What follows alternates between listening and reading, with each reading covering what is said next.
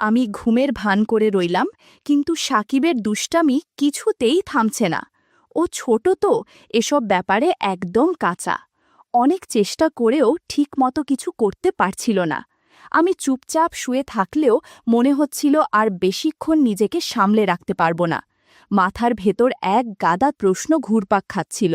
আমি কি উঠে বসে ওর চোখে চোখ রেখে সবটা মেনে নেব, নাকি ভান করে চুপচাপ থেকে যেটুকু হচ্ছে সেটা সেভাবেই শেষ হতে দেব? ও তো এসব বোঝে না ঠিকঠাক, তাই ওর কানে কানে বললাম, তুই এখন একটু বিশ্রাম নে, বাকি কাজ আমি করছি। তারপর যা হলো সেটা কেউ বিশ্বাস করলেও করত না। আমার নাম নীলা, বয়স ২১। আমি আমাদের ভাইবোনদের মধ্যে সবচেয়ে বড়। ৩ বোন ১ ভাইয়ের মধ্যে আমি সবার আগে জন্মেছি। বাবা একজন প্রতিষ্ঠিত ব্যবসায়ী, তাই ছোট থেকেই অভাব কষ্টের মুখ দেখি নাই। যা চাই তাই পেয়েছি। আমার বিয়ে হয়েছে, তবে এখনও সন্তান হয়নি। এটাই একমাত্র অপূর্ণতা। স্বামী, শ্বশুর, শাশুড়ি সবাই ভালো, কিন্তু বিয়ের ৩ মাস পরেই স্বামীর ছুটি ফুরিয়ে যায়, আর ও আবার সিঙ্গাপুরে ফিরে যায়। তারপর থেকে আমার জীবনের মোড় ঘুরে যায়। মন সব সময় খারাপ থাকত, সময় কাটত না। ও দিনে ১ বার ২ বার ফোন দিত, তাও খুব কম সময় কথা বলতো। আমি একা একা ঘরে বসে থাকতাম, একটা অজানা অস্থিরতায় দিন কাটত। একদিন ইউটিউবে ভিডিও দেখতে দেখতে হঠাৎ একটা চ্যানেলে চোখ পড়ে।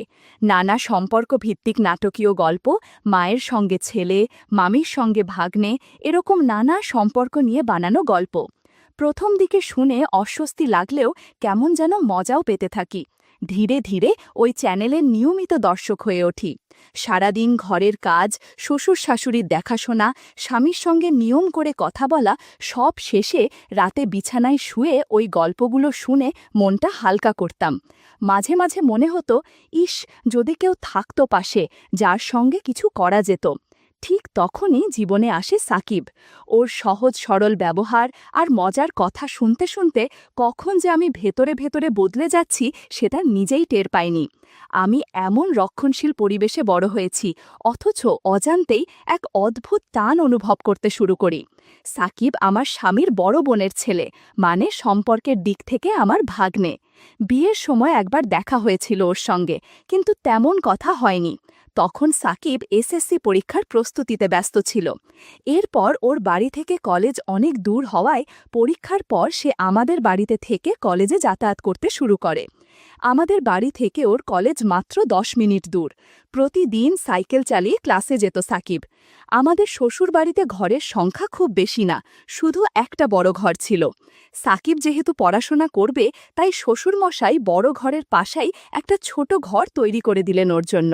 সেখানে টেবিল, চেয়ার আর একটা খাটিয়া রাখা ছিল। তবে রাতের বেলায় সাকিব মূল বাড়ির ভেতরের একটা ফাঁকা রুমে ঘুমাত। আমাদের বড় ঘরটাই ৩টে রুমে ভাগ করা। একটায় আমি থাকি, আরেকটায় শ্বশুর শাশুড়ি। মাঝখানের ঘরটা আগে ফাঁকা ছিল। সাকিব আসার পর ওখানে একটা খাট বসানো হয়, আর এখন সে সেখানেই রাতে ঘুমায়। পড়া শেষ করে রাত ১০টার পর ঘরে ফিরে ও মাঝখানের ঘরেই শুয়ে পড়ে। সাকিব বেশ ভালো ছাত্র, এসএসসিতে A+ পেয়েছে। কথাবার্তাও খুব কম বলে। না আছে বন্ধুদের সাথে আড্ডা, না আছে বাড়ির লোকজনের সঙ্গে খাতির। এমনকি ওর নানা নানিকেও ঠিকমতো কিছু বলে না। আর আমার সঙ্গে তো চোখ তুলে তাকায়ও না। খুব লাজুক আর চুপচাপ স্বভাবের ছেলে। আমার শ্বশুর শাশুড়ি দুজনেই বয়সে অনেকটা বড়। শ্বশুর মশাই চোখে কম দেখেন, তাই বাইরে কম বের হন। শাশুড়ি আবার এমন মোটা যে হাঁটা চলারই উপায় নেই। সারাক্ষণ বিছানায় শুয়ে থাকেন আর পান খান। শ্বশুর মাঝে মাঝে উঠোনে বা উঠোন পেরিয়ে বারান্দায় যান, কিন্তু শাশুড়িকে আজ পর্যন্ত বাইরে পা রাখতে দেখি নাই। যাই হোক, সাকিব আমাদের বাড়িতে এসেছে প্রায় ১ মাস হলো। এই কদিনে ও আমার সঙ্গে ঠিকমতো কথাও বলেনি। বুঝতে পারি আমার সামনে একটু লজ্জা পাই। আমরা একসাথেই খাই, কারণ শ্বশুর শাশুড়িকে তো বিছানায় বসেই খাওয়াতে হয়। আমি ওদের খাবার দিয়ে আসি, তারপর সাকিব আর আমি একসাথে খেয়ে নিই। সাকিব আসার পর আমার একটা সমস্যা হয়েছে, রাতের বেলা আর গল্প শোনা হয় না। আগের মতো ইউটিউবে গল্প চালু করলে মনে হয় কখন না সাকিব দরজা এসে ডাকে, মাম, দরজা খোলো। তাই গল্প ছেড়ে বসে থাকি, কখনো ফিরে আসবে। অনেক রাত পর্যন্ত পরেও, ১০টা, ১১টা, এমনকি কখনো কখনো ১২টাও বাজে। আমার প্রায়ই ঘুম চলে আসে। সাকিব যদি সামনের দরজায় ডেকে না পায় তখন ঘরের পাশে রান্নাঘরের দরজার দিকে গিয়ে ডাকে, কারণ আমার রুমটা ওই পাশেই। আমি তখন চট করে উঠে গিয়ে দরজা খুলে দিই। একদিন এমনই ঘটল। সেদিন রাত প্রায় 12:30 বাজে। আমি ঘুমে ঢুলে পড়েছি। সাকিব দরজায় 10-15 মিনিট ডেকে কোনো সাড়া না পেয়ে রান্নাঘর থেকে একটা মাছ ধরার ছিপ এনে জানালার ফাঁক দিয়ে হালকা গুঁতা মারল।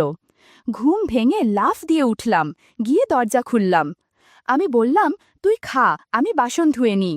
ও বলল, মাম, আমি আজ খাবো না, আপনি ঘুমান।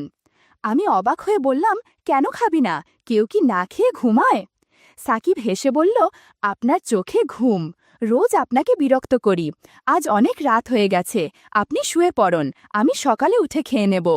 আমি বললাম, আমার কোনো কষ্ট হয় না, তুই যখন ইচ্ছা তখন এসে খেয়ে নিস, মাঝে মাঝে একটু ঘুম ধরে যায় আর কি। তখন সাকিব একটু থেমে বলল, আপনার জন্য আমি থাকি আর আপনি রোজ রাত জেগে থাকেন, এটা ঠিক না মাম। কাল থেকে আমি পড়ার ঘরেই থাকব, আর দাদু ঠাকুমার সঙ্গে খাবার দিলে আমাকেও ডেকে নিও, একসাথেই খেয়ে নেব। আমি বললাম, সন্ধ্যায় খেলে তো রাত জেগে পড়তে গিয়ে আবার ক্ষুধা পাবে, তখন কি খাবি? আর এত বড় ঘর থাকতে কেন ছোট ঘরে শুতে যাবি? আমি তো কখনো বলিনি তোর জন্য আমার সমস্যা হয়। তুই কি বাইরের কেউ? তুই তো আমাদেরই ঘরের ছেলে, তোকে তো এইটুকু করতে পারতেই পারি। সাকিব বলল, ঠিক আছে মাম, অনেক রাত হয়ে গেছে, এবার ঘুমাও, সকালে তোমার সাথে আলাপ করব। এটা বলেই ও সোজা গিয়ে ওর ঘরে শুয়ে পড়ল। আমিও উঠে এসে নিজের রুমে চলে এলাম। তবে যাই হোক, আজ প্রথম সাকিব এতটা কথা বলল আমার সাথে, অথচ একবারের জন্য চোখ তুলে তাকায়নি। এখন সকাল 8টা বাজে, সাকিব এখনো ঘুমায়। কাল অনেক রাতে ঘুমিয়েছে তো, তাই একটু বেশি ঘুমাচ্ছে। যদিও সাধারণত 6টায় উঠে উঠোনে একটু হাঁটে, তবে ওকে সকালে কখনো পড়তে বসতে দেখি না। যাই হোক, আজ তো ওর 10টার ক্লাস, ডেকে দিতে হবে। আমি ডাক দিলাম, সাকিব, সাকিব, 8টা বাজে, কলেজ যাবে না? সাকিব তখন ঘুম জড়ানো গলায় বলল, কত বাজে? আমি বললাম, 8টা বাজে। এই কথা শুনে ও এক লাফে উঠে বসে পড়ল। তাড়াতাড়ি গোসল সেরে নাস্তা খেয়ে কলেজের দিকে রওনা দিল। একটু তাড়াহুড়ো হলেও 10টার আগে পৌঁছে যাবে হয়তো। দুপুর ঠিক 2টায় ও বাসায় ফিরে এলো, তবে কখনো কখনো 12টার দিকেও আসে, বিশেষ ক্লাস কম থাকলে। পড়ার ঘরে বই খাতা রেখে মুখ হাত ধুতে গেল। আমি ইতিমধ্যে দুপুরের খাবার সাজিয়ে রেখেছি। ও ঘরে ফিরে এলো, তারপর আমরা একসাথেই খেলাম। খাওয়ার সময় খুব একটা কথা হয়নি। আমি শুধু জিজ্ঞেস করলাম, কলেজে ঠিকমতো ক্লাস হয় তো? সে বাচ্চাদের মতো মাথা নেড়ে শুধু হ্যাঁ বলল, আর কিছু না। খাওয়ার পর ও নিজের ঘরে চলে গেল। সাধারণত দিনে ও ওই মাঝখানের ঘরেই ঘুমায়।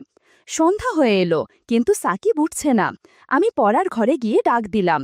ডাক শুনে সাকিব ঘুম থেকে উঠে বসল। চোখ কচলাতে কচলাতে বলল, কি হয়েছে, ডাকছো কেন মাম? আমি বললাম, না কিছু না, সন্ধ্যা হয়ে গেছে, তুমি এখনো ঘুমাচ্ছ, পড়তে বসবে না? সাকিব বলল, সন্ধ্যা নাকি, দেখি কত বাজে। বলে ও ওর টেবিলে রাখা হাত ঘড়ির দিকে তাকাল, তারপর উঠে গিয়ে মুখ হাত ধুতে গেল। আমি তখন ওর পড়ার ঘরে চুপচাপ বসে আছি। সাকিব মুখ ধুয়ে ফিরে এসে বলল, তুমি এখনো এখানে বসে আছো, রান্নার কাজ শেষ? আমি হেসে বললাম, সে তো অনেক আগেই শেষ করেছি, ক্ষুধা লাগছে নাকি?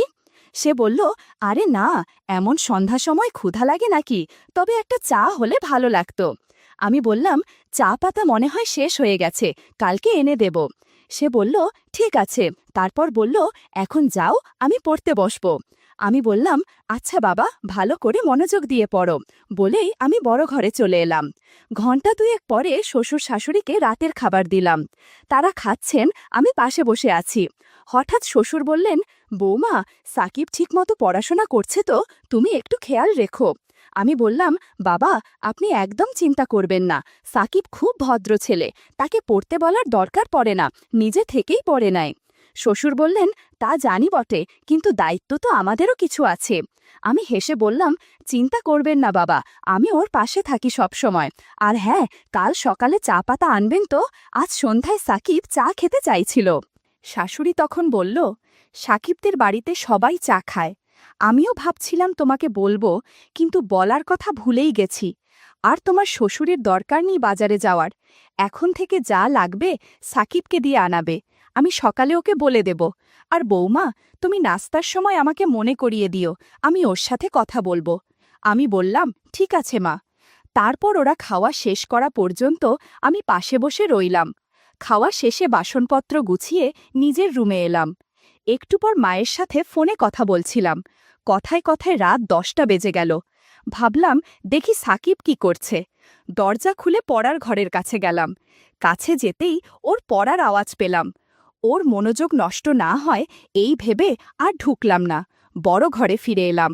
রাত প্রায় 11টা বাজে, তবু সাকিব এখনো খেতে আসেনি। আমি একা একা জেগে আছি। পড়ার ঘরে যাব, কিন্তু সাহস পাচ্ছি না। অন্ধকারে ভীষণ ভয় পাই। তাই বাইরে না গিয়ে জানালা খুলে চুপচাপ বসে থাকলাম। অপেক্ষা করতে করতে কখন যে 12:30 বেজে গেল টেরই পেলাম না। তারপর কখন যে ঘুমিয়ে পড়েছি নিজেও জানি না। সকালে উঠে শাশুড়িকে জিজ্ঞেস করলাম, মা, সাকিব রাতে ঘরে আসেনি? শাশুড়ি বলল, না রে বৌমা, কেন, কি হয়েছে? আমি বললাম, না কিছু না মা, বড় ঘরে আসেনি, পড়ার ঘরেই ঘুমিয়েছে মনে হয়। আমি অনেক রাত পর্যন্ত অপেক্ষা করছিলাম, তারপর কখন যে ঘুমিয়ে গেছি। শাশুড়ি অবাক হয়ে বলল, কি বলো, ও পড়ার ঘরে ঘুমাবে কেন? এই ঘরে ওর কি সমস্যা? আমি বললাম, জানি না মা, সারাক্ষণই তো ওর খেয়াল রাখি। আমার মনে হয় ও আমাকে লজ্জা পায়। শাশুড়ি বলল, লজ্জা পাবে কেন? তুমি তো ওকে কত যত্ন করো। আমি নিজেই দেখি তুমি কেমন খাটছ, কেমন মায়া করো। সাকিব তো আমাদেরই ছেলে, লেখাপড়া করবে, কিছু লাগলে তোমাকে বলবে, না হলে আমাদের বলবে। তুমি তো আমার লক্ষ্মী বৌমা, সব দায়িত্ব নিজের কাঁধে নিয়েছ। তারপর বলল, চলো ডাকো ওকে, কলেজে যাওয়ার সময় হয়ে যাচ্ছে। আমি বললাম, ঠিক আছে মা, কদিন যাক, লজ্জা এমনিই চলে যাবে। ঘড়ি দেখে দেখি 8টার বেশি বাজে। আমি সরাসরি সাকিবের পড়ার ঘরে গেলাম। দরজা এখনো বন্ধ, তার মানে এখনো ঘুমাচ্ছে। আমি দরজায় টোকা দিলাম, সাকিব, সাকিব। বারবার ডেকেও কোনো সাড়া নেই। অনেকক্ষণ ধরে ডাকছি, তাও কোনো শব্দ নেই। ঘরটায় আবার জানালাও নেই যে পাশ দিয়ে কিছু বলা যাবে। পড়ার ঘরটায় একটাই দরজা, জানালাও নেই। জোরে জোরে দরজায় থাপ্পড় মারতে লাগলাম। প্রায় 15-20 মিনিট ডাকাডাকির পর সাকিব দরজা খুলল, কিন্তু কিছু না বলেই আবার বিছানায় শুয়ে পড়ল।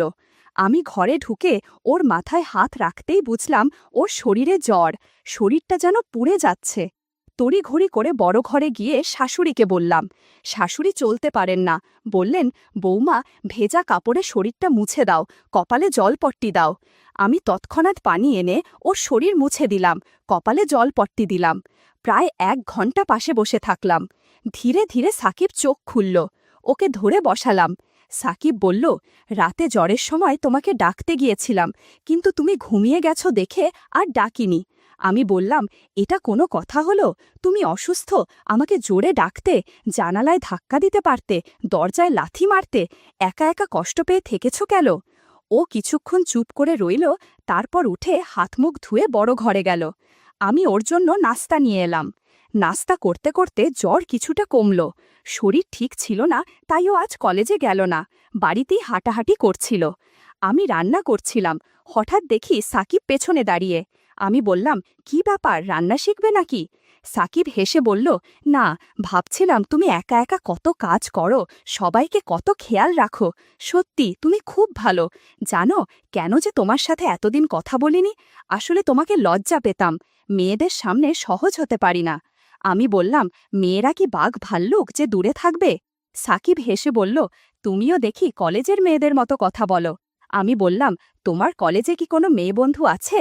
সে বলল, একটা মেয়ে গায়ে পড়ে কথা বলে, খুব বিরক্তিকর, নামও জানি না আর জানতেও চাই না, গায়ে পড়ে কথা বললে আমার রাগ হয়। আমি হেসে বললাম, তাহলে তো আমাকেও পছন্দ করো না, আমিও তো তোমার সাথে গায়ে পড়ে কথা বলি। সাকিব একদমে বলল, তুমি আমার আপন মানুষ, তুমি চাইলে যত খুশি কথা বলতে পারো, বরং তোমার সঙ্গে কথা না বলে আমি ভুল করেছি। সাকিব বলল, তোমার জায়গায় অন্য কেউ হলে এতটা খেয়াল রাখত না, তুমি সত্যিই খুব ভালো। আমি হেসে বললাম, হয়েছে, আর হাওয়া দিতে হবে না, এবার যাও, মাকে ফোন দাও। ও বলল, আমি বলিনি, কিন্তু নানি জানে। আমি বললাম, এই নানিকে নিয়ে আর পারি না, সব কিছুতেই বাড়াবাড়ি করে। সাকিব রুমে চলে গেল। আমি রান্না শেষে গোসল সেরে শ্বশুর শাশুড়িকে খাওয়ালাম। তারপর সাকিবের সাথে খেয়ে দেখি সে আবার পড়ার ঘরে গেছে। আমি গিয়ে বললাম, এই ঘরে ঘুমাইও না, বড় ঘরে এসো, আবার অসুস্থ হলে কি হবে? সাকিব আমার কথা শুনে বড় ঘরে এলো। আমি বললাম, তুমি চাইলে আমার রুমে ঘুমাও, আমি ঘুমাই না দুপুরে। সে আমার রুমে গিয়ে শুয়ে পড়ল। এদিকে শাশুড়ি পান খেতে গিয়ে চুনের কৌটা খুঁজে পাচ্ছিলেন না। কৌটা দিতে গিয়ে বললেন, সাকিব কোথায়? আমি বললাম, আমার রুমে ঘুমাচ্ছে, ও পড়ার ঘরে শুয়েছিল, কিন্তু শরীর খারাপ হতে পারে ভেবে আমি নিয়ে এসেছি। শাশুড়ি বললেন, ভালো করেছ, মাঝের ঘরটা ভালো না। সাকিবকে বলো পড়া শেষ করে এখন থেকে তোমার সাথে ঘুমাক, তুমি তো তার যত্ন করছো, সে শুনবে। আমি বললাম, আজ অনেক কথা বলেছে, এতদিন তো লজ্জায় কিছু বলতো না। শাশুড়ি হেসে বললেন, আমি বলেছিলাম কিছুদিন গেলে ঠিক হয়ে যাবে, তুমি যে খেয়াল রাখো, ওর মা হলেও এতটা করতো না। আমি বললাম, কি যে বলেন মা, সাকিব তো আমাদের ছেলের মতো, তার মামাও ওকে খুব ভালোবাসে, প্রতিদিন ফোনে খোঁজ নেয়। শাশুড়ি চোখে জল এনে বললেন, তোর মতো বউ পাওয়া ভাগ্যের ব্যাপার। আমি হেসে চলে এলাম রুমে। দেখি সাকিব ঘুমায়নি, মোবাইলে গেম খেলছে। আমি বললাম, গেমস বন্ধ করো, রাতে ঘুম করনি, এখন ঘুমাও। সাকিব বলল, তুমি ঘুমাবে না? আমি বললাম, না, ঘুমালেও তোমার পেছনেই শুয়ে পড়ব। সাকিব বলল, আমি তো কারো সাথে ঘুমাই না, ঘুমের মধ্যে হাত পা নড়ে। আমি হেসে বললাম, হাত পা গেলেও তো এই ঘরের বাইরে যাবে না। সাকিব হেসে বলল, তুমি খুব মজার মানুষ, মনটাও অনেক ভালো। আমি বললাম, এই ভালো ভালো বলা লাগবে না। সন্ধ্যার দিকে আমি সাকিবকে ঘুমাতে বললাম। সে বলল, তুমি অনেক কাজ করো, একটু বিশ্রাম নাও, আমি তোমার মোবাইলে গেমস খেলি। আমি ঘুমিয়ে পড়লাম। জেগে দেখি সাকিব ঘরে নেই, উঠানে হাঁটছে। আমি রান্নাঘরে গিয়ে ওর জন্য নুডলস বানালাম। খেয়ে খুব খুশি হলো, তারপর পড়তে বসলো। কিছুক্ষণ পর আমি গিয়ে বললাম, আজ আর পড়তে হবে না, শরীর ঠিক হলে কাল থেকে পড়া শুরু করো। ও আমার সঙ্গে ঘরে এলো। রাতে খাওয়ার পর শাশুড়ি সাকিবকে বলল, ছোট ঘরটা শুধু পড়ার জন্য, ঘুমানোর হলে মাঝের রুমে অথবা মামির সঙ্গে ঘুমাও। সাকিব বলল, আচ্ছা নানি। রাতে হঠাৎ করে সাকিবের জ্বর বেড়ে গেল। আমাকে ডেকে বলল, মামি, শরীরটা কাঁপছে। আমি ভেজা কাপড়ে ওর শরীর মুছে দিলাম, ওষুধ খাইয়ে কম্বলে মুড়িয়ে দিলাম, পাশে শুয়ে মাথায় হাত বুলিয়ে দিলাম। ধীরে ধীরে ও শান্ত হলো, একটু ঘুমিয়ে পড়ল। আমি ঘুমের ভান করে রইলাম, কিন্তু সাকিবের দুষ্টামি শুরু করল। ও তো ছোট, এসব ব্যাপারে একদম কাঁচা, অনেক চেষ্টা করেও ঠিকমতো কিছু করতে পারছিল না। আমি চুপচাপ শুয়ে থাকলেও মনে হচ্ছিল আর বেশিক্ষণ নিজেকে সামলে রাখতে পারবো না। মাথার ভেতর এক গাদা প্রশ্ন ঘুরপাক খাচ্ছিল। আমি কি উঠে বসে ওর চোখে চোখ রেখে সবটা মেনে নেব, নাকি ভান করে চুপচাপ থেকে যেটুকু হচ্ছে সেটা সেভাবেই শেষ হতে দেব? কিছুক্ষণের মধ্যে এমনভাবে সাড়া দিল, আমি আর থাকতেই পারলাম না। তখন সাকিবকে হালকা করে সরিয়ে দিতে হলো। ও তো এসব বোঝে না ঠিকঠাক, তাই ওর কানে কানে বললাম, তুই এখন একটু বিশ্রাম নে, আমার হয়ে গেছে। তারপর আমিও কখন যেন ঘুমিয়ে পড়লাম। সকালে জ্বর কিছুটা কমেছে। আমি নাস্তা তৈরি করলাম। ও খেয়ে আবার পড়তে বসলো। মাঝে মধ্যে রান্নাঘরে এসে দুষ্টুমি করতে চাইতো। আমি বললাম, প্রয়োজনের বেশি কোনো কিছু ভালো না, দিনের বেলায় কখনো কল্পনাও করো না। যদি কখনো কারো চোখে পড়ে বা কোনো প্রকার সন্দেহ হয়, তাহলে তোমার আমার দুজনের জীবনই নষ্ট হয়ে যাবে। আমি যা বলি তা অক্ষরে অক্ষরে পালন করবা, তা না হলে জীবন নষ্ট হয়ে যাবে, সমাজে মুখ দেখাতে পারবে না, বুঝতে পারছো? তারপর সে মাথা না দিয়ে হ্যাঁ বলল। তারপর থেকে সাকিব আর কোনোদিন দিনের বেলা করার জন্য বায়না ধরেনি, আর আমার কথার বাহিরেও যায়নি। আর আমি তখন থেকে নিয়মিত ওষুধ খেতে থাকলাম। সাকিব আমার পরিবারের একজন, তার যত্ন নেওয়া আমার কর্তব্য। আমাদের সম্পর্ক সম্মান ও ভালোবাসা ভিত্তিক, যার মধ্যে কোনো অসঙ্গতি নেই।